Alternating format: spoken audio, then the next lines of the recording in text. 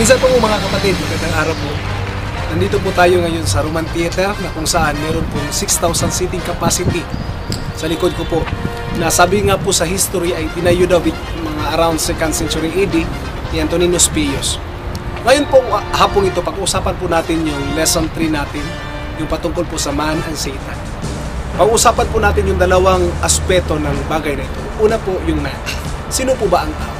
Tao po ay ginawa mula sa alabok na kung saan wala po sanang buhay. Pagkos nung ginawa tayo ng Diyos, hininga ng Diyos at nagkaroon tayo ng buhay, kapatid. At doon na po nag-umpisa ang tao.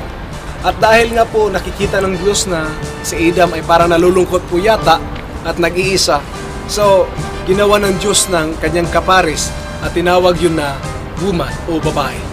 Ngayon po itong dalawa po ay nanirahan sa tinatawag nating Garden of Eden na masayang-masayang naninirahan doon sa lugar na yun.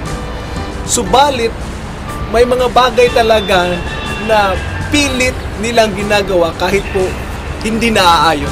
Tulad na lang po ng disobedience.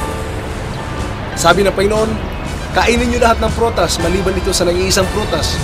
Pero anong ginawa nila? Kinain nila dahil nga po sinuway nila ang Diyos. Pero hindi po sa sarili nilang kagustuhan, basta-basta lang yun. Meron pong nag-tempt sa kanila, meron pong sumubok sa kanila at sila naman po ay nagpasubok din. Parang ganun din po sa buhay natin. Minsan, pag may pagsubok, pag tayo po ay nagpapasubok din, sinusubukan talaga tayo.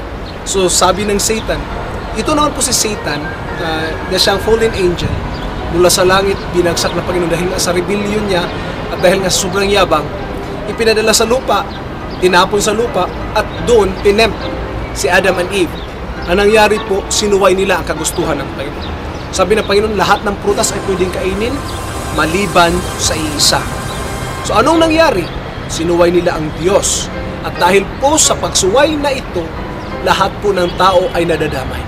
Tayo po ay nagkaroon ng kasalanan sa mundong ibabaw.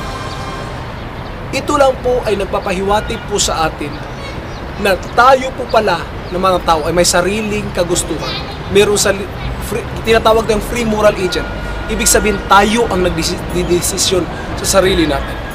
Kung ang una nating mga magulang ang kasalanan ay disobedience, ang tanong ko ngayon sa atin, ikaw, ano ba ang kasalanan din na patuloy na kumikilos sa buhay natin? Maaaring sabihin ko, disobedience din po. Ano po yung disobedience? Pagsuway. At ang pagsuway po na ito ang siyang naghahatid sa atin sa kapahamakan. Mas gustuhin natin yung self-will natin, yung sariling kagustuhan, bagkus sa kagustuhan ng Diyos. May mga bagay tayong mga desisyon sa buhay.